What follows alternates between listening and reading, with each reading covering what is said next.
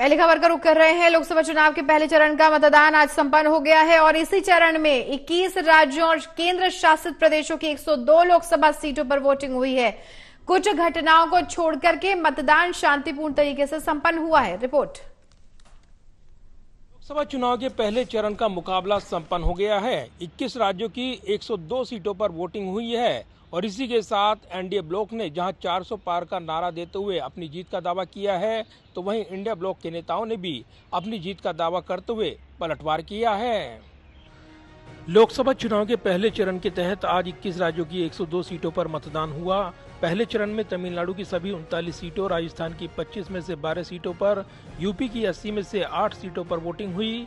वहीं मध्य प्रदेश की 6 सीटों पर, महाराष्ट्र की 5, असम की 5, उत्तराखंड की 5, बिहार की 4, पश्चिम बंगाल की 3, मेघालय की 2, अरुणाचल प्रदेश की 2 और मणिपुर की 2 सीटों पर वोट डाले गए। इसके अलावा पुडुचेरी, मिजोरम, छत्तीसगढ़, जम्मू कश्मीर, लक्षद्वीप, सिक्किम, त्रिपुरा, नागालैंड और अंडमान निकोबार की एक सीट पर वोटिंग हुई। पहले चरण की वोटिंग के दौरान राजनीतिक दलों ने अपनी अपनी जीत का दावा करते हुए बयान भी दिए। केंद्रीय मंत्री अनुराग सिंह ठाकुर ने कहा कि बीजेपी 400 पार करेगी और कांग्रेस 40 के लिए संघर्ष करेगी। मुझे लगता है कुछ लोग दिन में भी ख्वाब देखते हैं। वो राजस्थान में भी सोचते थे कि राजस्थान में कांग्रेस की सरकार बनेगी। आज कहां पे कांग्रेस है? न छत्तीसगढ़ है, न मध्य प्रदेश, न राजस्थान। देश में लगभग सफाया कांग्रेस का हो चुका है। भारतीय जनता पार्टी 400 पार करेगी, कांग्रेस 40 के लिए संघर्ष करेगी। इसीलिए तो कांग्रेस आज वापस बैलेट बॉक्स पर जाने की बात करती है, पेपर पे जाने की बात करती है, क्योंकि उस समय पोलिंग बूथ को लूटने का काम होता था। बैलेट बॉक्स पर फर्जी ठप्पे लगाए जाते थे, कैसे आतंक फैलाया जाता था। लेकिन आज ईवीएम के कारण पारदर्शिता, चाहे किसी एक की सरकार को दूसरी की हो, इलेक्शन कमीशन ने शानदार काम कई वर्षों में किया, वर्षों तक किया, और यही हमारे लोकतंत्र की सबसे बड़ी ताकत है। केंद्रीय मंत्री और बीकानेर लोकसभा क्षेत्र से बीजेपी उम्मीदवार अर्जुन राम मेघवाल ने वोटिंग को लेकर कहा कि प्रथम चरण से विकसित भारत की एक मजबूत नींव रखी जाएगी। वो हम सब मिलकर के काम करेंगे तो हमें सफलता मिलेगी। ऐसा एक गीत है जो पाना देवी जी गाते रहते हैं, हमारे को बचपन से सिखाते रहते हैं। साथी हाथ बढ़ाना, साथी हाथ बढ़ाना, एक एक ना थक जाएगा, मिलके बोझ उठाना, साथी रे साथी हाथ बढ़ाना। ये कितना अच्छा, सब मिलके करेंगे तो हो जाएगा, बहुत हल्का हो जाएगा। वहीं बीजेपी नेता और हरियाणा के बीजेपी के सह प्रभारी सतीश पूनिया ने जयपुर में ब्राइट फ्यूचर स्कूल के पोलिंग बूथ पर मतदान के बाद कहा कि ये चुनाव राष्ट्रवाद के नाम पर हो रहा है। पूरे देश में जबरदस्त मोदी और राम की लहर है। राजस्थान और हरियाणा में सभी सीटें जीतेंगे और देश में भी 400 पार जाएंगे। एनडीए के 400 पार, बीजेपी के 370 और यहाँ का मिशन 25। मैंने जब बटन दबाया, उसकी जो आवाज थी वो एक किस्म की विक्ट्री की प्रतिध्वनि थी। इसलिए जो माहौल है देश का, वो माहौल देश के भरोसे का है, भविष्य का है।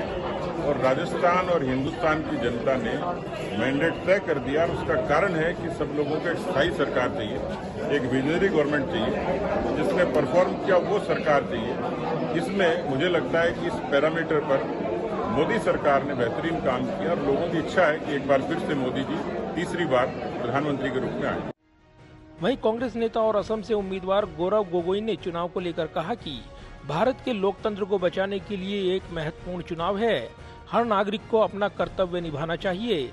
मेरा मानना है कि हर नागरिक इस बारे में जागरूक है कि ये पूरा निर्वाचन भारत के गणतंत्र को बचाने के लिए एक महत्वपूर्ण निर्वाचन है और हर नागरिक को अपना कर्तव्य पालन करना है। और मुझे लगता है कि हर नागरिक भली भांति इस सच्चाई से वाकिफ है।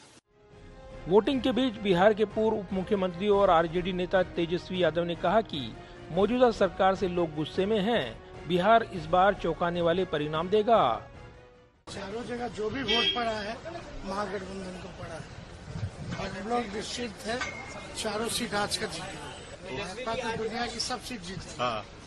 दुनिया में कहीं भी चुनाव होता है ना, तो वहाँ मोदी जी प्रचार करते हैं। ट्रम्प को हरवा दिए, इजराइल वाले प्रधानमंत्री को भी हरवा दिए। वही स्थिति है, इस बार अपने आप को हरवाएंगे। पहले चरण के मतदान के साथ ही बंगाल के कुछ बिहार, मणिपुर और छत्तीसगढ़ के बस्तर से हिंसा की खबरें भी सामने आई। मणिपुर में तनाव और अनियमितताओं के आरोपों के बीच मतदान हुआ। वहीं इम्फाल पश्चिम में उरीपोक और इम्फाल पूर्व में थोंगजू में ईवीएम को नष्ट करने की जानकारी भी सामने आई।